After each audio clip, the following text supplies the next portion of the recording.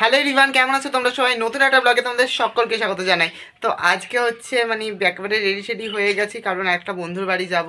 তো ওর বাড়িতে যাওয়ার অনেক দিন ধরে ইচ্ছা ছিল, কারণ ওদের বাড়ি হচ্ছে, তো এখনও কমপ্লিট হয়নি, হচ্ছে। তো অনেকদিন ধরে বলেছে আয় আয় আয়।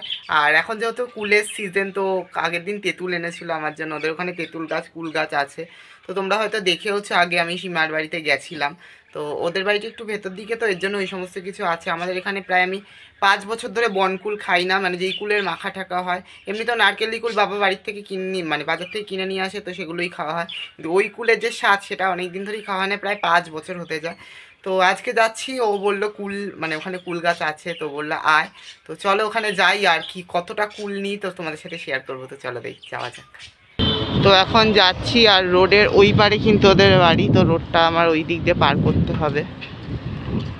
চলো যাই। বেশ ভালো লাগে রোডে সাইকেল চালাতে, কারণ কোনো রাস্তাঘাট বাজে না তো, আর বাম্পার ঠাম্পারও নেই, তো খুব সুন্দর স্মুথ চলে। তো ওই যে ওই দিক দিয়ে হচ্ছে পার করবো, ওখান দিয়ে বেরোচ্ছে সবাই, তো ওখান দিয়ে পার করবো। এটা দেখো কি দারুণ লাগছে দেখতে, বিকেলবেলা, এখন 4:30 বাজে। দুদিন পরে আর ভালো লাগবে না, কারণ দুদিন পরে জম্মের গরম পড়বে, তখন আর ভালো লাগবে না। এই টাইমটাই বেশ ভালো,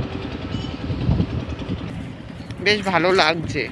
আর মাস্ক পরে নিয়েছি, এটা হচ্ছে আমার একটা ব্যাড হ্যাবিট বা গুড হ্যাবিট, যা বলো। দারুণ লাগে এরকম মাস্ক পরে থাকতে। চল এখন পার করবো। ফুলগুলোর অবস্থা একদম খারাপ হয়ে যাচ্ছে। তো এত পেঁয়াজ কলি, এগুলো এখনো ফুল হয়নি। পেঁয়াজ কলি এখনো ফুল হয়নি, এগুলো পেঁয়াজ পাতা মনে হয়। ফুল হবে না এটাতে, পেঁয়াজ পাতা তাহলে, পেঁয়াজ গাছ। ও যাই হোক, এইগুলো সব পেঁয়াজ গাছ চারিদিকে।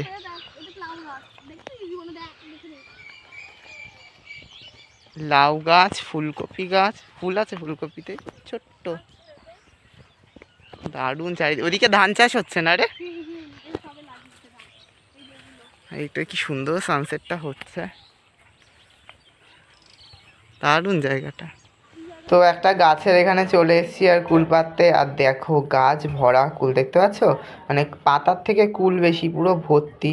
তো এখান থেকে কিছু কুল পেরে নেবো। এটা হচ্ছে একটা বাড়ির গাছ। বললাম যে ওই বললো যে দিদি কটা কুল পারবে, বললো আচ্ছা ঠিক আছে পার। তো এখন চলে এসেছি পরবর্তী গাছে কুল পাড়ার জন্য। ওই গাছটা থেকে কিছু কুল পেরেছি, এখন এই গাছটা থেকে কিছু পারবো। আর চারিদিকের ওয়েদারটা, চারিদিকটা এত সুন্দর না জায়গাটা। তো এই গাছেও অনেক পাকা পাকা কুল ছিল। তো এখন কুল পাড়া হয়ে গেছে, এখন যাব বাড়িতে। বাড়িতেই যাবো এখন।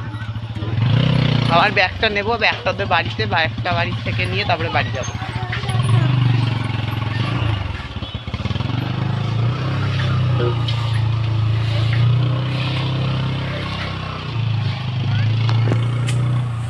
কেমন পুরো লাল লাগছে দেখতে, আমাকে পুরো রক্তর মতো।